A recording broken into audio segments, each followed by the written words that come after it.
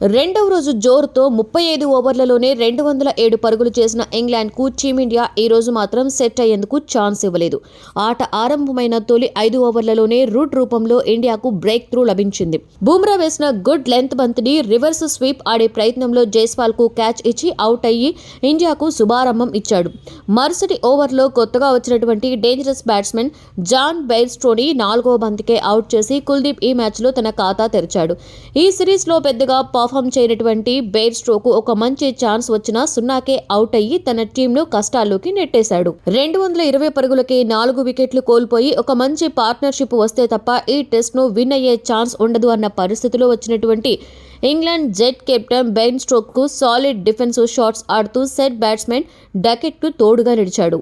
అశ్విన్ లేకపోయినా మన బౌలర్స్ ఏమాత్రం కూడా లూస్ బాల్స్ వేయకుండా బ్యాట్స్మెన్ ని వాళ్ల కంట్రోల్లోకి పెట్టుకున్నారు. రెండో రోజు టీ20 ఇన్నింగ్స్ లా సూపర్ హిట్టింగ్ తో చెలరేగిన డకెట్ మాత్రం రన్స్ స్కోర్ చేయడానికి చాలా కష్టపడ్డాడు.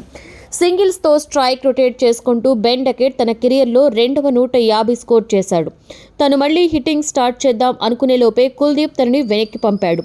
151 బంతుల్లో ఏకంగా 23 ఫోర్లు 2 సిక్సర్లు కొట్టి 153 పరుగుల స్కోర్ చేసి ఇంగ్లాండ్ ను ఒక రెస్పెక్టబుల్ స్కోర్ చేయడానికి తన ఇన్నింగ్సే కారణమైంది. డకెట్ పుణ్యమా అంటూ ఫాలో అన్ను తప్పించుకున్న ఇంగ్లాండ్ బ్యాట్స్మెన్ ను ఏ మాత్రం కూడా సెటిల్ కానివ్వలేదు మన ఇండియన్ బౌలర్స్. నీకు ఒకటి నాకు ఒకటి అంటూ సిరాజ్ మరియు జడేజా బ్యాట్స్మెన్ ని సెట్ అవ్వకుండా వికెట్లు తీస్తూ ఇంగ్లాండ్ ని 314 పరుగులకే ఆల్ అవుట్ చేశారు.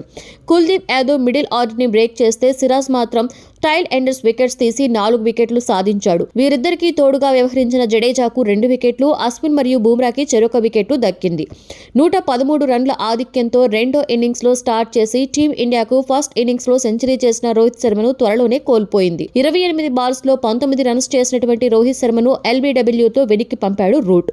ఫస్ట్ మ్యాచ్ మాదిరిగానే ఓవర్ డిఫెన్సివ్ గా బ్యాట్ చేసిన జైస్వాల్ తాను సెట్ కావడానికి టైం తీసుకుని బౌలర్లపై విరుచుకుపడ్డం ఆరంభించాడు. మొదటి 50 బంతుల్లో కేవలం 22 పరుగులు చేసిన జైస్వాల్ తర్వాత 50 బంతుల్లో ఏకంగా 68 పరుగులు చేసి ఇంగ్లాండ్ బౌలర్స్ కు చుక్కలు చూపించాడు. 133 బాల్స్ ఆడినటువంటి జైస్వాల్ టెస్టులలో తన 3వ సెంచరీ నమోదు చేశాడు. 5 భారీ సిక్సర్లు 9 ఫోర్లు కొట్టి తన అగ్రెసివ్ బ్యాటింగ్ స్టైల్ తో అందరినీ అలరించాడు. 104 రన్స్ స్కోరు వద్ద వెన్నునొప్పి కారణంగా రేటెడ్ హార్ట్ గా వెనుతిరిగాడు జైస్వాల్. మరొక వైపు మొదటి ఇన్నింగ్స్ లో 0కే అవుట్ అయిన గిల్ కూడా టైం తీసుకుని హిట్టింగ్ స్టార్ట్ చేశాడు. జైస్వాల్ లా కాకపోయినా లూస్ బాల్స్ ని బౌండరీలు దాటిస్తూ హాఫ్ సెంచరీ స్కోర్ చేశాడు. జైస్వాల్ స్థానంలో బ్యాటింగ్ వచ్చిన రజిత్ పాటిదార్ 9 బంతులు జాగ్రత్తగానే ఆడాడు. హార్లీ వేసిన ఒక లూస్ బాల్ కి తాను ఒక లూస్ షాట్ ఆడి వికెట్ పోగొట్టుకున్నాడు. ఆట ముగిసే సమయానికి గిల్ 120 బంతుల్లో 65, నైట్ వాచ్మెన్ గా వచ్చిన కుల్దీప్ యాదవ్ 15 బంతుల్లో 4 పరుగులతో క్రీజ్ లో ఉన్నారు. 332 రన్స్ లీడ్స్ తో ఉన్న భారత్ ప్రస్తుతానికి ఫేవరెట్స్ అనే చెప్పవచ్చు. కానీ 4వ రోజు పిచ్ ఎలా మారుతుందో అలానే మనవాళ్లు కూడా రేపు ఎన్ని పరుగులు చేస్తారో వేచి చూడాలి. అశ్విన్ తన అమ్మగారి అనారోగ్యం కారణంగా టీంని వదిలి వెళ్లవలసి వచ్చింది. వారి ఆరోగ్యం త్వరగా కోలుకోవాలి అని కోరుకుందాం.